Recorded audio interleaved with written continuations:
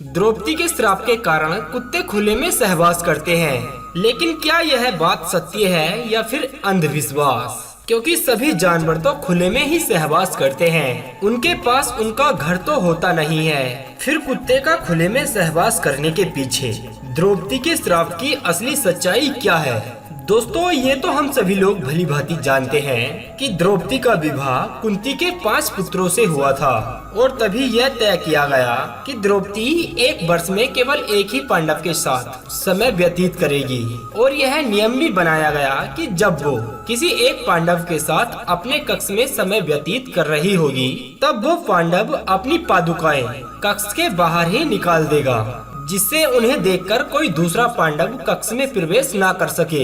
एक दिन द्रौपदी अर्जुन के साथ अपने कक्ष में समय व्यतीत कर रही थी।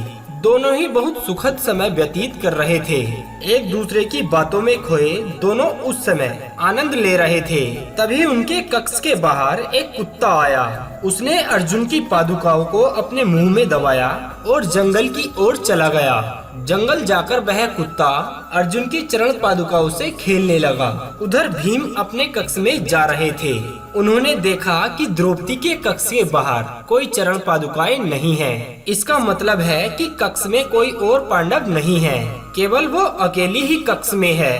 भीम बिना कुछ सोचे समझे कक्ष के अंदर प्रवेश कर जाते हैं। जब द्रौपदी ने अचानक भीम को इस तरह कक्ष में देखा तो वो गुस्से से आग बबूला हो गई और अपने आप को लज्जित महसूस करने लगी।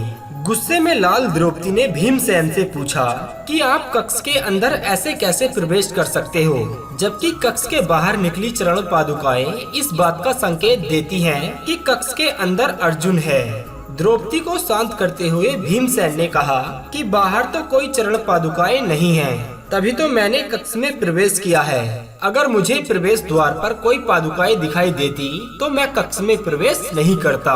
तब अर्जुन और भीम दोनों एक साथ मिलकर पादुकाओं को देखने के लिए कक्ष के बाहर जाते हैं और उन्हें खोजने लगे। पादुकाओं को खोजते खोजते दोनों भाई उसी जंगल में जा पहुँचे जहाँ वो कुत्ता अर्जुन की चरण पादुकाओं से खेल रहा था। अर्जुन और भीम के पीछे पीछे द्रौपदी भी वहां आ गई। जब उन्होंने उस कुत्ते को उन पादुकाओं के साथ खेलता हुआ देखा, तब गुस्से से भरी द्रौपदी ने ना आप देखा ना ताप देखा और कुत्ते को खुले में सहवास करने का श्राप दे दिया।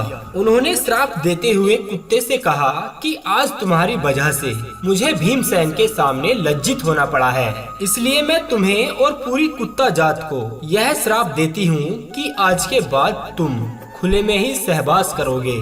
दोस्तों, तभी से ये लोक कथा बहुत प्रचलित है, लेकिन इसकी सत्यता का प्रमाण किसी भी ग्रंथ में नहीं मिलता, क्योंकि पृथ्वी के सभी जानवर खुले में ही सहवास करते हैं। फिर द्रौपदी ने कुत्ते को खुले में सहवास करने का श्राप दिया होगा, यह विश्वास करना बहुत मुश्किल है। और दोस्तों, आप भी ऐसी किसी कहानी पर विश्वास ना करें। आशा करते हैं कि आप सभी लोग समझ गए होंगे कि इस वीडियो में कितनी सच्चाई है और कितना अंधविश्वास।